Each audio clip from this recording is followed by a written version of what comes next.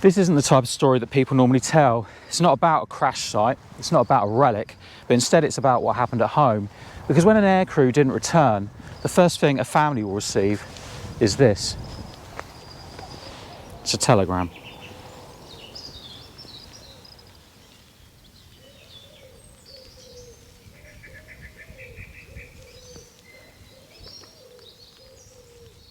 Standard wording, we regret to inform you, with the name of their son dropped into a template with the date of his death.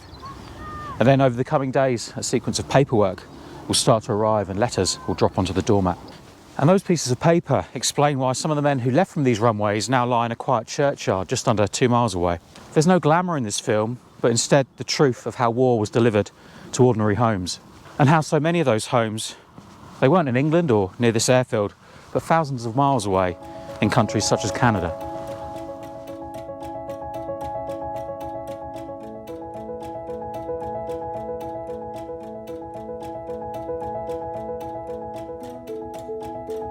I'm at St John the Baptist Church in Boldre, not too far from where those men flew from, and often the close proximity of a local churchyard would decide where those aircrew were buried. The Commonwealth War Graves that are here, they contain a mix of nationalities. You've got Canadians in the main, there's also a couple of Americans and a handful of Brits, and most of the men here, they did fly from the former RAF Beaulieu in the New Forest. RAF Beaulieu was a coastal command station between 1942 and 1943. It was arduous work. The men would sometimes be off for 12 hours over the Atlantic, the Bay of Biscay, hunting German U-boats and enemy shipping. And if the enemy didn't get you, or the sea didn't get you, then sometimes it was those last few minutes as you were coming back into the airfield where you'd meet your demise, or even the first few seconds after takeoff. For most families, the news of their son's death would come via telegram. It was a rather impersonal document. It would contain name, date of death. But then comes a second blow, the burial. Quickly arranged near the airfield in a local churchyard, because war doesn't stop for paperwork, long journeys or careful planning. Here's a photo of those hastily arranged graves as wooden crosses. It wouldn't be till after the war that they'd be replaced with the headstones that we see today. Most of the men here are from abroad. Repatriation was rare for Commonwealth war dead. The policy was that the fallen were buried near where they died and then commemorated equally, side by side. This grave belongs to Harold Gunn.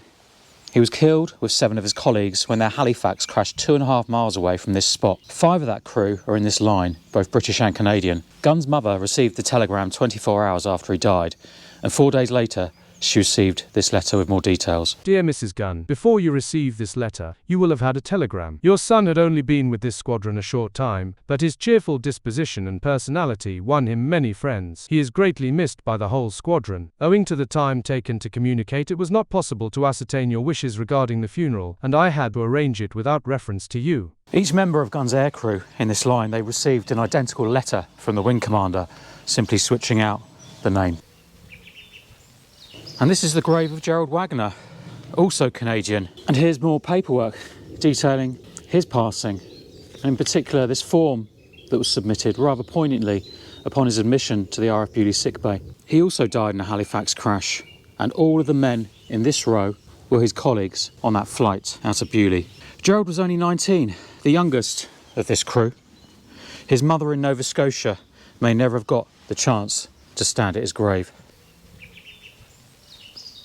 And the letters didn't stop. Even after the war, correspondence continued to come through the door from others in Canada. The RAF in those letters would detail things like posthumous promotions or the return of personal effects, just small parcels. And it will include details of these burials here. Here's the burial note for Robert Stewart. Even if a family did want to visit, travel in wartime could be expensive, risky and almost impossible in many cases. And after 1945, that distance didn't magically shrink. A Canadian mother couldn't simply pop over to an English graveyard in the New Forest, Hampshire. Many didn't have the money, the health, or perhaps the confidence to make that trip. And then there's the harsher truth. Family moved on, parents died, siblings grew up, families scattered. Some men had no children, so no direct line to take on that responsibility. So the headstones, they stayed put. And the people who knew the voices behind those names, they slowly disappeared. Next time you walk past a graveyard, see if you can find the Commonwealth War Graves there.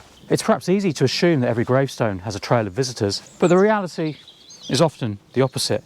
These men were buried thousands of miles from home, and it's very likely that no relation ever came to visit them at all. The headstone still does its job, but it does its job quietly for strangers like you and me. Strangers to the families and their sons. Sons that are buried 1.5 miles from that runway I was on earlier, yet thousands of miles from their ancestral home and families. And for the mothers and fathers, that distance was everything. A telegram could cross it in hours, a letter could cross it in days, but a goodbye didn't cross it at all. And it all started with a telegram that no parent would ever want to receive.